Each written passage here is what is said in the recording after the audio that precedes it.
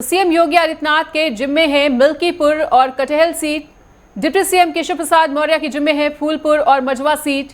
Deputy CM Brajesh Pathak के जिम्मे सीसामऊ और कटहल सीट। प्रदेश अध्यक्ष भूपेंद्र चौधरी के जिम्मे है कुंदरकी और मीरापुर सीट। संगठन महामंत्री धर्मपाल सिंह के जिम्मे खैर और गाजियाबाद सीट। तो सीएम योगी आदित्यनाथ के जिम्मे मिल्कीपुर और कटहरी सीट है और ये तमाम वो सीटें हैं जिनका जिम्मा अलग अलग दिग्गजों को दिया गया है। तो देखिए कौन सी सीट किसके जिम्मे में है, ये पॉइंटर्स के जरिए हम आपको दिखा रहे हैं। सीएम और दोनों डिप्टी सीएम को जिम्मेदारी दी गई है और प्रदेश अध्यक्ष और संगठन महामंत्री को बड़ी जिम्मेदारी मिली है और इन 10 सीटों को फतेह करने के लिए बीजेपी ने जोर आजमाइश लगा रखी है। और आपको बता दें कि आज सीएम योगी आदित्यनाथ 2 दिवसीय दौरे पर अयोध्या पहुंचे हुए हैं और अयोध्या से ही चुनावी अभियान की शुरुआत की है सीएम योगी आदित्यनाथ ने।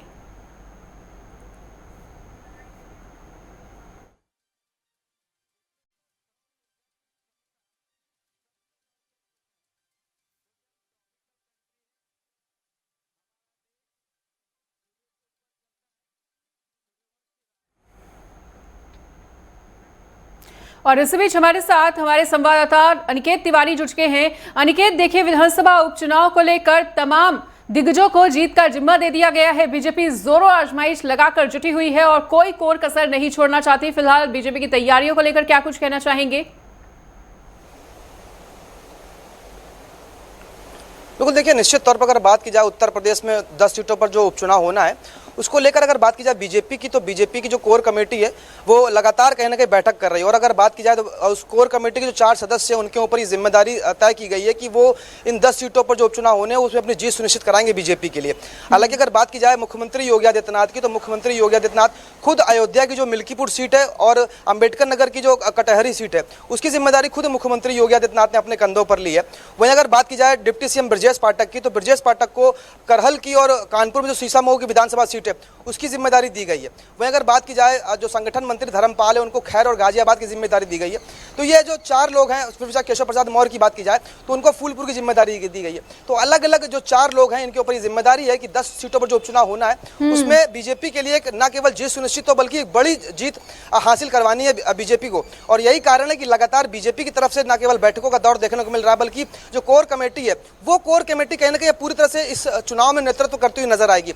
हालांकि अगर बात की जाए मुख्यमंत्री योगी आदित्यनाथ की, तो सोमवार को ही उन्होंने बैठक करके जो आवश्यक दिशा निर्देश थे वो तय किए थे। और ब्रजेश पाठक चाहे डिप्टी सीएम ब्रजेश पाठक की बात हो या फिर डिप्टी सीएम केशव प्रसाद मौर्य की बात हो या जो संगठन मंत्री धर्मपाल है उनकी बात हो या फिर प्रदेश अध्यक्ष भूपेंद्र सिंह चौधरी की हम बात कर ले, तो लगातार ये बैठक के बाद में तय किया गया है कि अब ये 4 लोग कहीं ना कहीं 10 सीटों पर नेतृत्व करेंगे। और आज खुद मुख्यमंत्री योगी आदित्यनाथ शाम को 4 बजे अयोध्या पहुंचेंगे और 2 दिन के दौरे पर वो अयोध्या में रहेंगे। तो साफ तौर पर कहीं ना कहीं ये प्रयास बीजेपी का है कि इस 10 सीटों में जो उपचुनाव होने हैं उसमें न केवल जीत सुनिश्चित हो बल्कि जीत वो बढ़त के साथ में एक बड़ी बढ़त कहीं ना कहीं देखने को मिले। उसको लेकर जो प्रयास है बीजेपी का वो साफ तौर पर देखने को मिल रहा है। हालांकि अगर उसी तरफ अगर हम बात करें अगर विपक्षी खेमे की, तो समाजवादी पार्टी लगातार गठबंधन को लेकर बात कर रही है कि कांग्रेस और समाजवादी पार्टी का जो गठबंधन लोकसभा के चुनाव में उत्तर प्रदेश में देखने को मिला था वही गठबंधन कहीं ना कहीं उस चुनाव में भी उत्तर प्रदेश में देखने को मिलेगा। हालांकि सीट शेयरिंग को लेकर कांग्रेस और समाजवादी पार्टी के बीच में क्या कुछ बातचीत हुई है, क्या सामंजस्य बैठा है, उसको लेकर कोई ऑफिशियली टिप्पणी अभी सामने नहीं आई है। चाहे कांग्रेस की अगर हम बात कर ले तो कांग्रेस के जो प्रदेश प्रभारी अविनाश पांडे हैं उनसे भी हमने पहले बात करी थी, तो अभी सीट शेयरिंग को लेकर उन्होंने कोई डिस्कस नहीं किया, ना ही कोई बयान सामने निकल कर आया। हाँ, ये जरूर स्पष्ट है कि विपक्ष ने ये जरूर तय कर लिया है कि उत्तर प्रदेश में 10 सीटों पर जो उपचुनाव होने हैं उसमें विपक्ष कहीं ना कहीं गठबंधन के साथ चुनाव लड़ेगा, यानी कि कांग्रेस की कुछ सीटों पर चुनाव लड़ेगी और समाजवादी पार्टी के कुछ प्रत्याशी उन सीटों पर चुनाव लड़ते हुए नजर आएंगे। हालांकि अगर बात करें बीजेपी की, तो बीजेपी की जो दल हैं जो साथ में जो जुड़े हुए हैं जो एनडीए के साथ में, फिर वो चाहे अपना दल की बात कर लें या फिर हम जयंत चौधरी की पार्टी आरएलडी की बात कर लें, तो सीट मांग जरूर हो रही है उन दोनों दलों की तरफ से।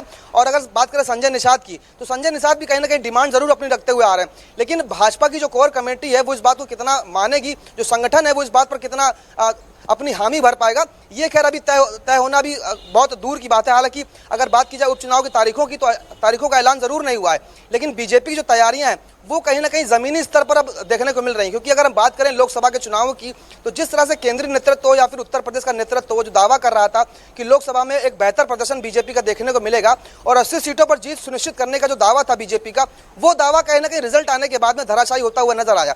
उससे कहीं ना कहीं बीजेपी में जो निराशा है वो साफ तौर पर देखने को मिल रही है।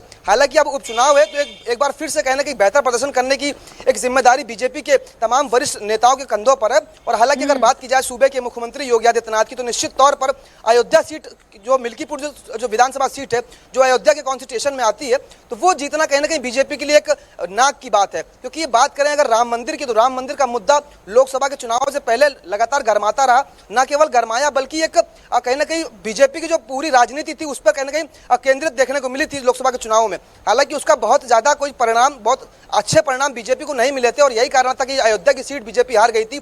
और जो अवधेश प्रसाद समाजवादी पार्टी के जो विधायक मिल्कीपुर सीट से थे, आज वो वहां से सांसद चुने गए हैं। तो हालांकि एक बड़ी जिम्मेदारी और बड़ी चुनौती भी है मिल्कीपुर सीट को लेकर, और शायद यही एक कारण है कि मुख्यमंत्री योगी आदित्यनाथ ने मिल्कीपुर सीट की और कटहरी सीट की जिम्मेदारी खुद ली है और ये तय किया है कि इस बार जो उपचुनाव 10 सीटों पर होने वाले उत्तर प्रदेश में, उन सीटों पर न केवल बीजेपी जीत सुनिश्चित करेगी बल्कि एक बड़े बहुमत के साथ में कहीं ना कहीं विपक्ष को मुंह चिढ़ाती हुई नजर आएगी।